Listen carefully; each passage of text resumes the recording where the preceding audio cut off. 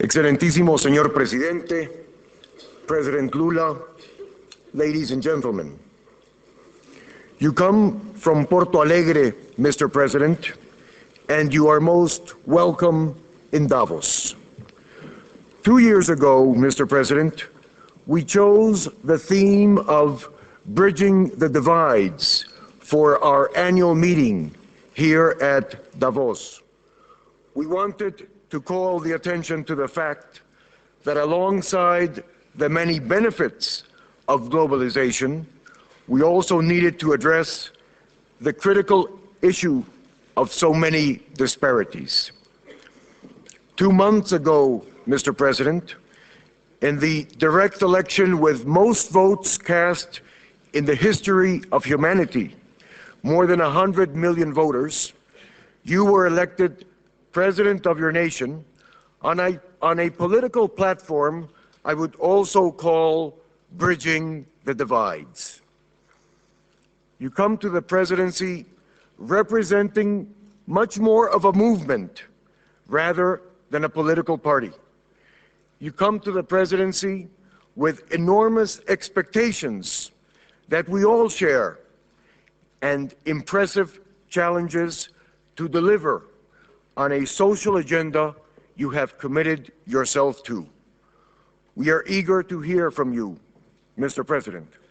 Ladies and gentlemen, please join me in welcoming President Lula.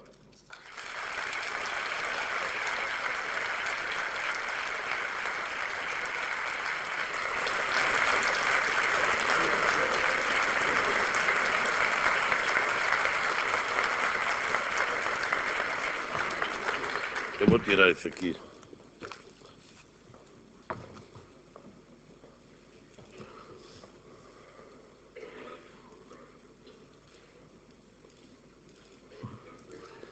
Boa tarde.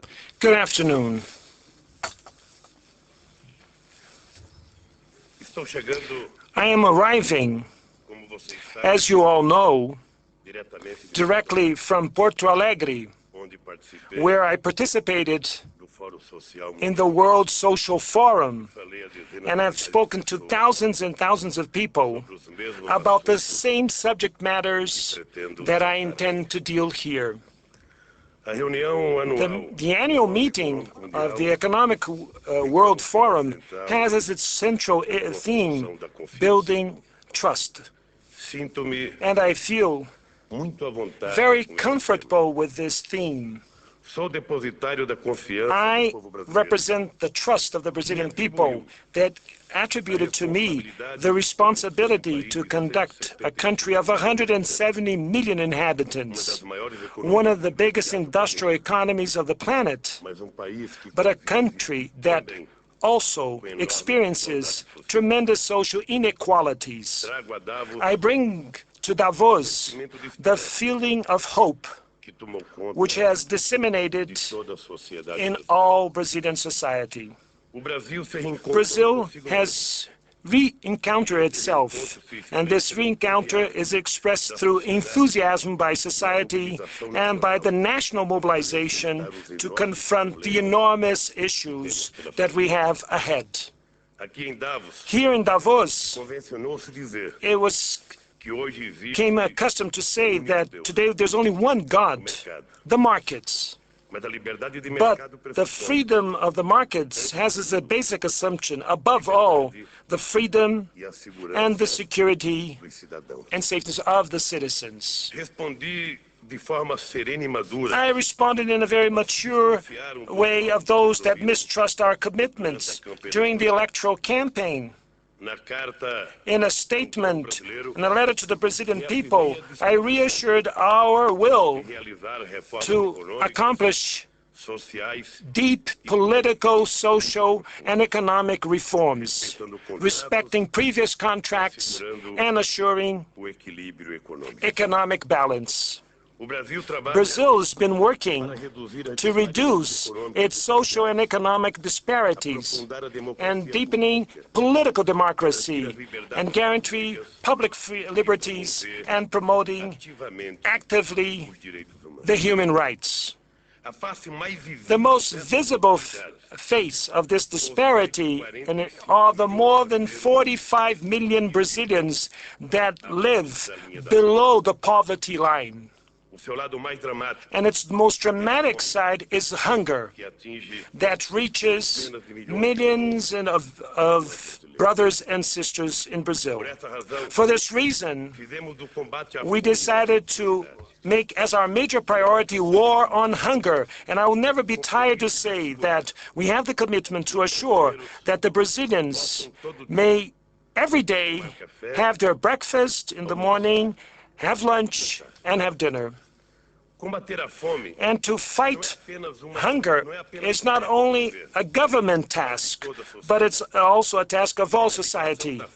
To end hunger has as a basic assumption we have to have reached structural transformations and demands jobs with dignity, more and better investments, substantial increase of domestic savings, expansion of the markets in the country and outside the country, healthcare and education of good quality, technological, scientific, and cultural development too.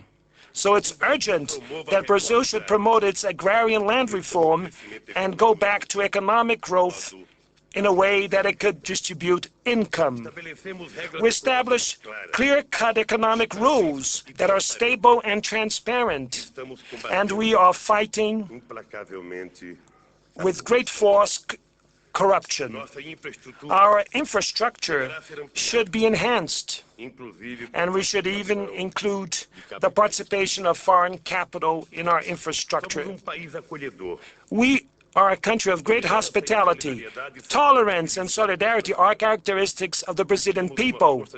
We have a skilled workforce ready to face the great challenge of the industrial production of the new century.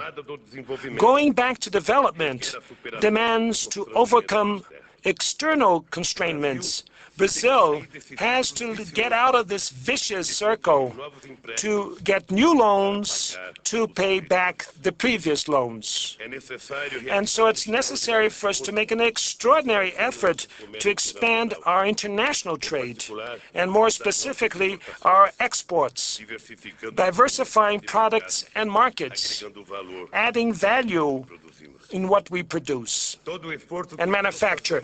All the efforts that we're doing to recoup in a responsible way the Brazilian economy, nevertheless, will never reach fully its objectives without important changes in the world economic order. We want free trade, but a free trade that characterizes itself by reciprocity. It will be useless, all the export effort that we will develop if the rich countries continue to preach free trade on one side and practice protectionism on the other side. The changes in the world economic order should also pass through more discipline in capital flow that shift around the world, driven by rumors and subjective speculations that are not based in reality. It is necessary that the international community should give its contribution to build impediments of illegal invasion of resources that try to seek refuge in tax havens. More discipline in capital flows is fundamental for the decisive combat against terrorism and international delinquency that feed through money laundering. Building a new economic international order with more fairness and democracy is not only an act of generosity, but also and mainly an attitude that is politically intelligent. For more than 10 years after the fall of the Berlin Wall, we still see other walls that separate those that eat from those that are in hunger, from those that have jobs, for those that are jobless, for those that live with dignity, from those that live in streets or in shanty towns, for those that have access and to the cultural heritage of mankind, from those that live in deep illiteracy and live in the most absolute alienation. It's also necessary to build a new ethics. It's not suffice to say that the values of humanism is proclaimed. They should prevail in the relations between countries and the peoples.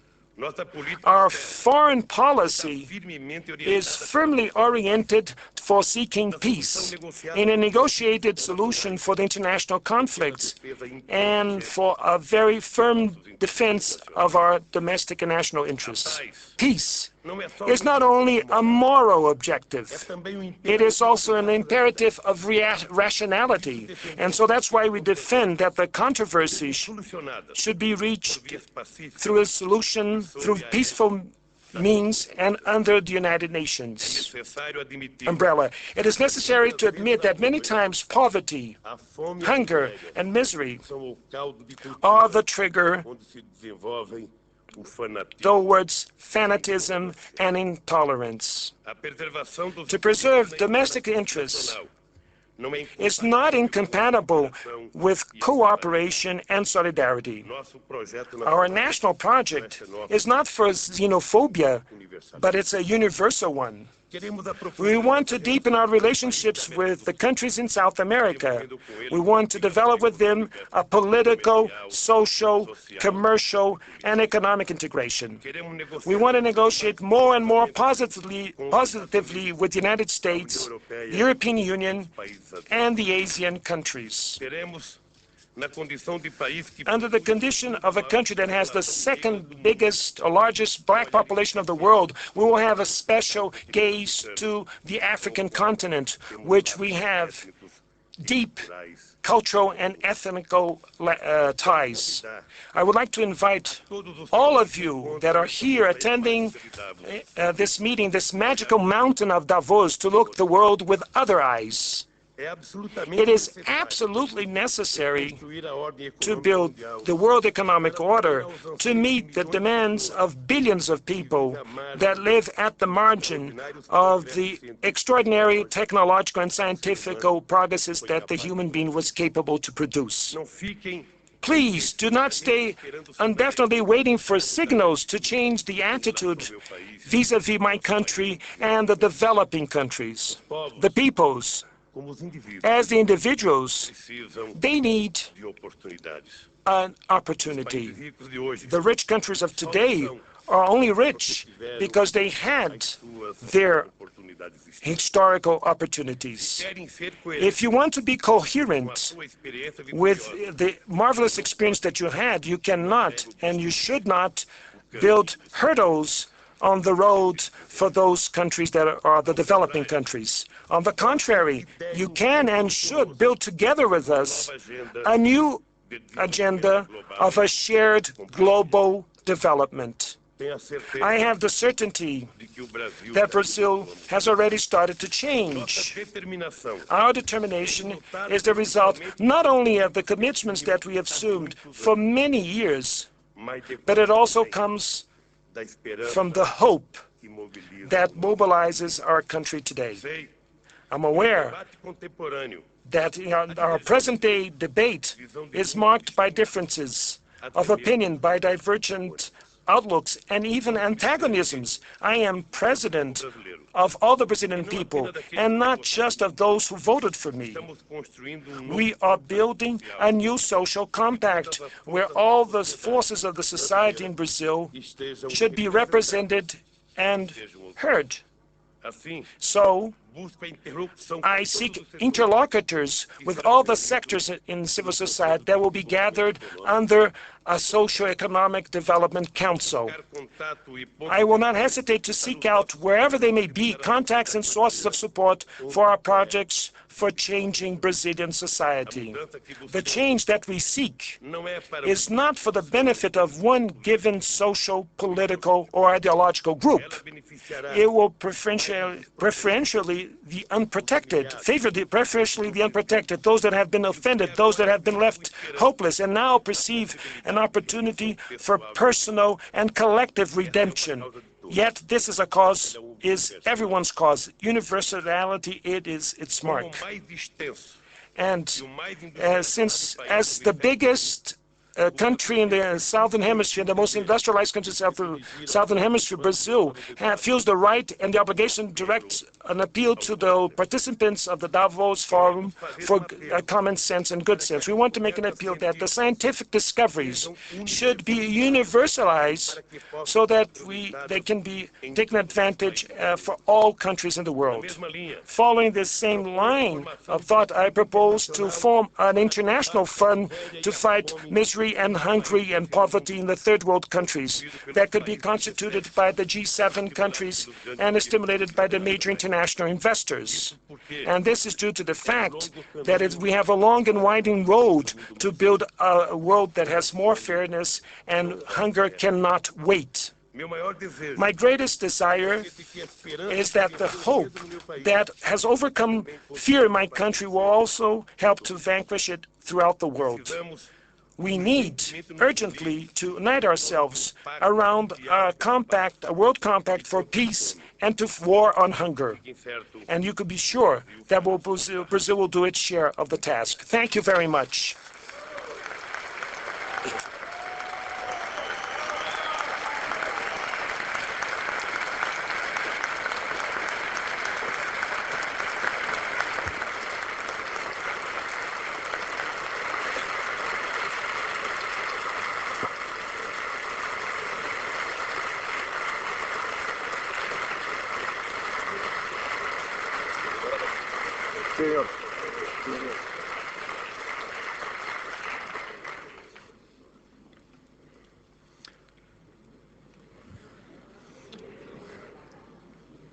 Thank you very much, President Lula.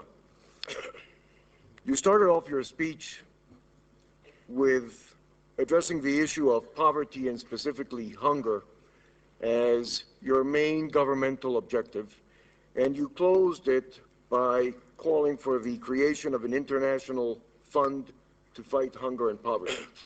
And yet, in this day and age, many would agree that international organizations that have been specifically tasked and set up to accomplish very concrete missions are not delivering the goods, and that is part of the problem of lack of better coordination and of being able to address these issues. What are your thoughts on that in a more specific and concrete way, please? Olha, se as instituições que foram criadas para isso não estão cumprindo com as suas atribuições, eu penso que é preciso rever o papel dessas instituições, ou quem sabe até criar outras instituições. Or maybe to create other institutions. The concrete data is that we should review the role of these institutions, but what we cannot do is not continue to follow the contemporary world where in a millennium where mankind wants peace. Countries and more countries that are already spending billions and billions of dollars in an arms race, and many times spending money in things that are not priority. And so we look to third world countries, especially in Africa and in South America and Latin America, and we perceive that millions and millions of women and children die because they do not manage to eat the minimum calories and proteins that they have to. If the world has technology, if the world has land, if a world that has the capability to produce food for all these people, so the question that we should raise is the following: why then we do not fulfill with our mission as human beings and to give to the others the opportunity to at least to have 3 meals a day? This is a challenge for the Davos Forum, and this is a challenge for all the rulers in the world. And this is also a challenge so that we can use reason to put to work reason instead of individualism of each one of us. Thank you, Mr. President.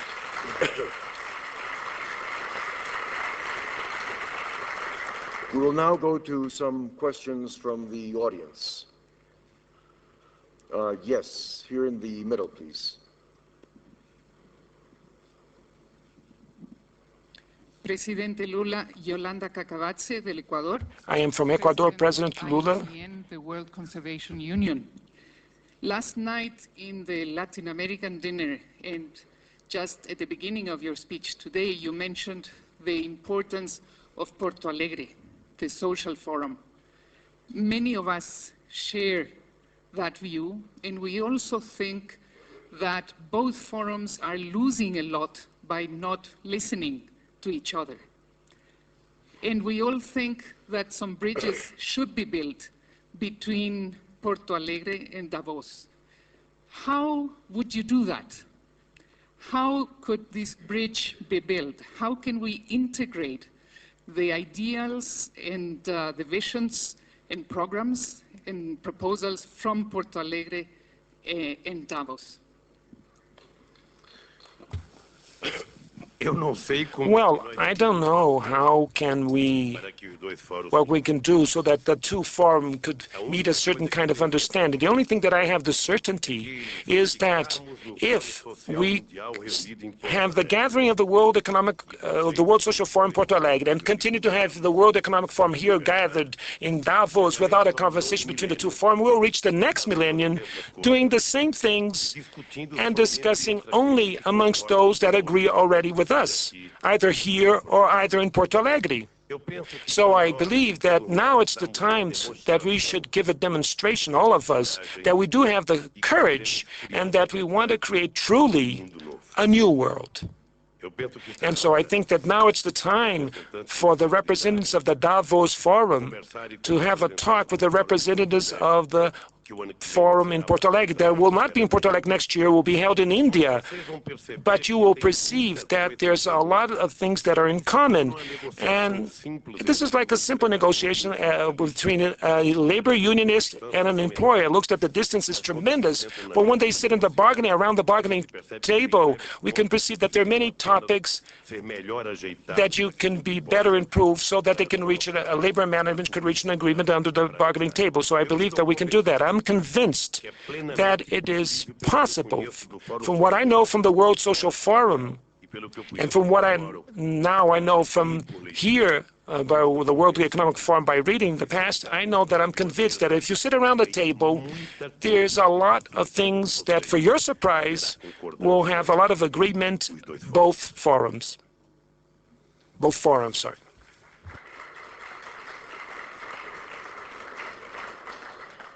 The gentleman right here, please.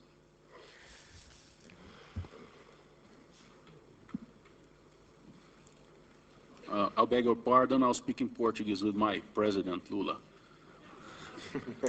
President Lula, we're very happy that we see here at the Davos Forum the consolidation of a dialogue. That's what you're saying. This is very important for the world, and you are here representing this consolidation in this moment. Congratulations for this dialogue.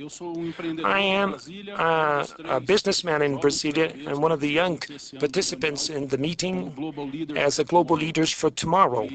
I'm a businessman from Brazil, and I think it's very important for you to share with all those attending, our friends from all around the world here in Davos, about this new social compact, this new social contract that you want to build in Brazil that is now under your command. Thank you. Well, before that, I would like to say that 1 week before coming here, in Brazil, there was an attempt to create a certain confusion about my presence in Porto Alegre and about my presence here too in Davos. And I said to my brothers and sisters from Porto Alegre the reasons for which I would come to Davos. And it's very funny because we had 80,000 people at the World Social Forum, and all of them applauded me at a rally when I said that I was coming to Davos to defend the interests of the people that believe that they are represented that I believe represented my country in other parts of the world. And so this is a little bit of the social contract that we want to build in Brazil. I was elected president not by my personal merits and not as a result of my intelligence, but much more by the high degree of political consciousness on the society which I represent and the more oppressed sectors of that society. But if it wasn't for the capability of dialogue amongst different interlocutors with different business communities in Brazil, maybe we wouldn't have managed to to win the elections. It's important to remind that my vice president is a great businessman that has 17,000 employees in his company and exports 60% of everything that he manufactures in Brazil. And he is a person that I have tremendous affinity, and we treat ourselves as brothers, as truly brothers, although he's a businessman. And this made it possible during the electoral campaign. We had conversations with bankers, we had conversations with businessmen, big, small, and medium enterprises. We had conversations during the electoral campaign with big landowners, and we would put in a bargaining table bankers and bank workers and big landowners and landless workers, unemployed workers, employees with employers. So we're trying to build something that gave us the base, the foundations to build this socioeconomic development council with the participation of many different sectors of civil society. This made it possible for us to discover the following. We will establish a new social contract. And what does that mean? It means that we'll try to make the adjustments that we need in the relations between the Brazilian society and within Brazilian society. And it's to build this social compact, not thinking each one in their own corporatist way, but we need to give Brazil a chance. Brazil needs that in some moment in its history that each one of us should leave aside our selfish way of thinking in a drawer and give a chance to Brazil, to give an opportunity to Brazil to go back to growth, because Brazil cannot continue to be a sleeping giant. And if God wishes to do so, we will awake this giant so that it could become respected as it should be all around the world. The gentleman right here.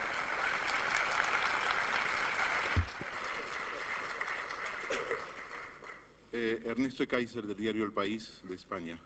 I am from Spain. I would like to ask the President Lula, do you think that Brazil will need more loans to pay back its debt?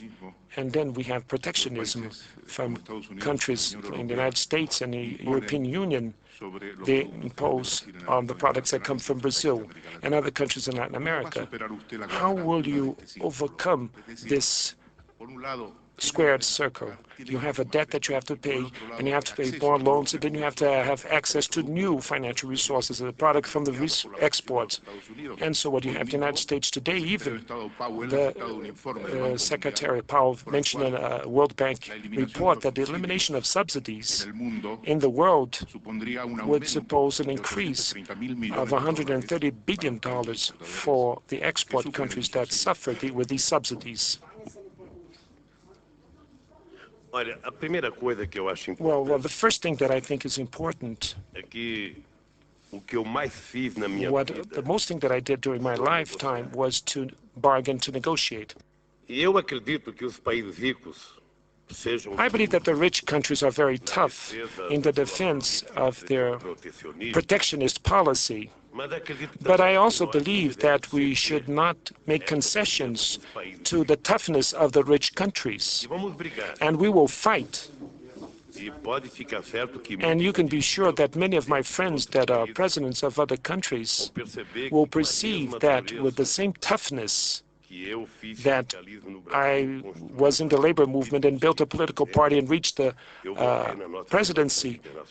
I will also change our international relations. We'll become more tougher. We do not accept the idea that free trade is only good for the developed countries. It's very important that the rich countries should end forever with these protectionism policy so that we can dispute in equal terms.